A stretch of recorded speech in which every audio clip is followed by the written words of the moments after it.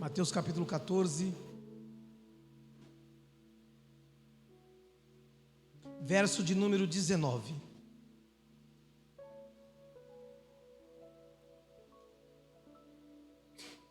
Tendo mandado que a multidão se assentasse sobre a erva, tomou os 5 pães e os 2 peixes, e erguendo os olhos ao céu, os abençoou, e partindo os pães, deu aos discípulos, e os discípulos à multidão.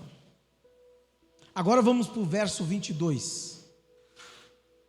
E logo ordenou Jesus que os discípulos entrassem no barco e fosse adiante para outra banda, enquanto despedia a multidão. E despedindo a multidão, subiu ao monte para orar à parte, sozinho. Esse texto é muito conhecido de todos nós. É a primeira multiplicação. E isso se considera algo sobrenatural, porque eles estão no deserto, as horas já estão avançadas.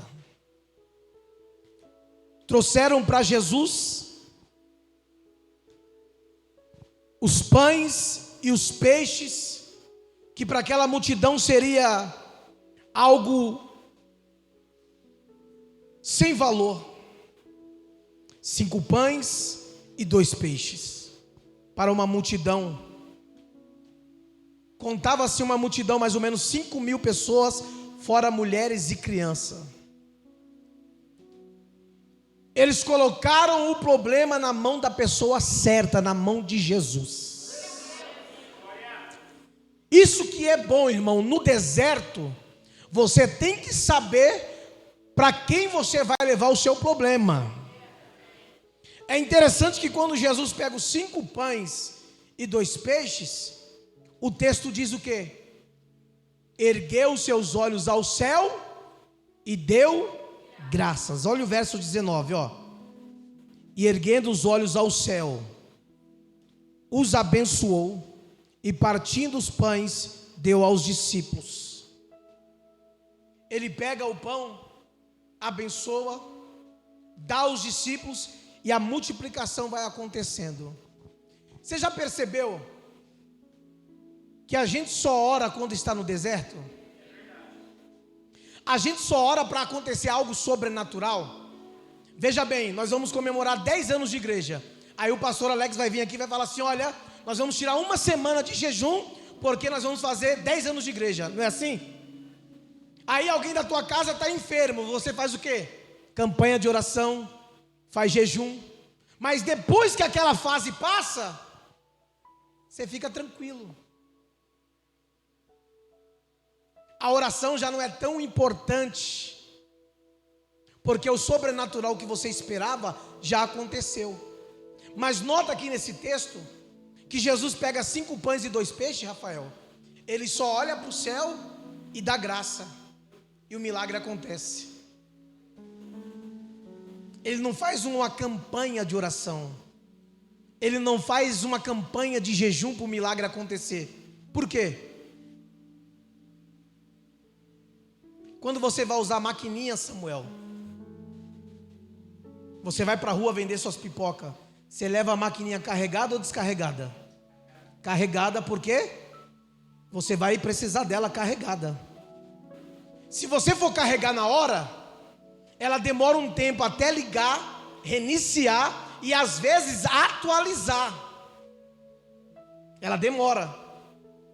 Já percebeu que a gente vem para um culto, ou às vezes estamos no deserto com a nossa vida descarregada? Percebe-se que aqui Jesus ele não vai fazer um propósito de jejum e oração. Por quê? Porque ele tem uma vida constante de oração. A vida de Jesus é em oração. Ele não só ora porque está no deserto, ele não só ora porque a porta fechou, ele tem um estilo de vida, vive com a vida carregada em oração. E é isso que nós temos que aprender, não só orar no deserto, mas quando chegar no deserto, Pai, te dou graças. E quando você fala isso, você vai ver a porta se abrindo, o pão se multiplicar, Deus curar, as coisas acontecer. Diga amém. Que precisamos é o que, pastor? É viver uma vida de oração. Você já percebeu, Ana, que quando a gente vai orar, ou a gente faz oração intercessória? Como que é a oração intercessória? Eu vou orar pela igreja, eu vou orar pela minha família, eu vou orar por uma porta aberta. Mas quando você fala assim, Senhor, eu vou fazer uma adoração ao Senhor. Pai, te louvo, te agradeço pela sua bondade, pela sua misericórdia, pelo seu amor. A gente consegue adorar mais ou menos 2 minutos, 1 minuto. Depois que a gente começa a falar, Senhor, meu Deus, muito obrigado, o Senhor é lindo. Aí depois a gente já entra assim, Rafael, visita minha mãe, Senhor. Não é assim? Já esquece da adoração e já vem para o pedido. Você já tentou ter uma vida só de adoração, sem pedir nada?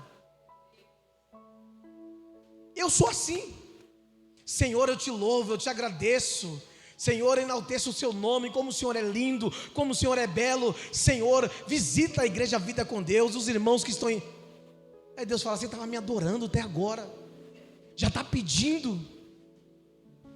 Perceba-se que Jesus aqui, ele só vai agradecer, ele só vai erguer os olhos, sabe por quê? Porque Jesus agradece antes do milagre chegar. Ele não precisa que o milagre chegue para ele agradecer, ele já está dizendo, Senhor, eu te dou graças.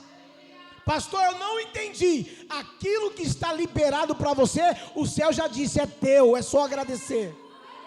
O céu já está dizendo, já está autorizado a bênção para chegar na tua mão, basta você... Tem alguém aqui que acredita nisso, irmão? Tem gente que só dá o culto depois que a bênção vem, né? Jesus é diferente, ele agradece primeiro para depois a bênção. Lázaro está morto, ele diz, Pai, graças eu te dou, porque sempre tem me ouvido. Quando ele agradece a Deus, Lázaro ressuscita. 5 pães e 2 peixes, Pai, graças eu te dou. Quando ele agradece a Deus, o milagre acontece. Já tentou agradecer por algo que ainda nem aconteceu na tua vida? Vou fazer um culto de ação de graça, por quê? Pela minha casa. Mas cadê a casa? Não sei, eu estou agradecendo. É fé, é gratidão. Aí entenda uma coisa, depois que os pães se multiplicam, a gente ia fazer o que se fosse eu e você, juiz? Colocar no Instagram, multiplicação de pães, sucesso garantido, ia comemorar com uma festa, com um churrasco, ia esquecer do culto de domingo, porque a bênção chegou. Sabe o que Jesus vai fazer depois da multiplicação? Verso número 23, verso 23, e despedida a multidão subiu ao monte para orar. Jesus é diferente da gente. A gente ora antes para o milagre acontecer.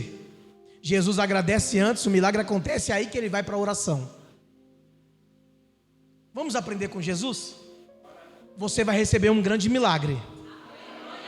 Mas sabe qual é o lugar que você tem que estar depois do milagre? Na oração, de joelho, agradecendo. Sabe por quê? Porque não adianta ver milagre e não carregar a bateria para novos milagres.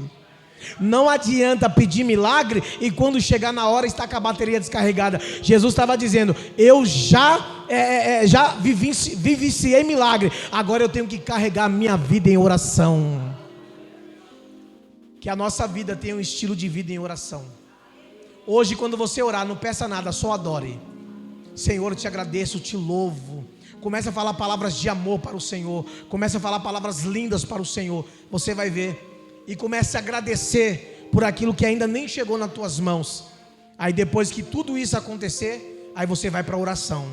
Senhor, me enche, me renova. Renova.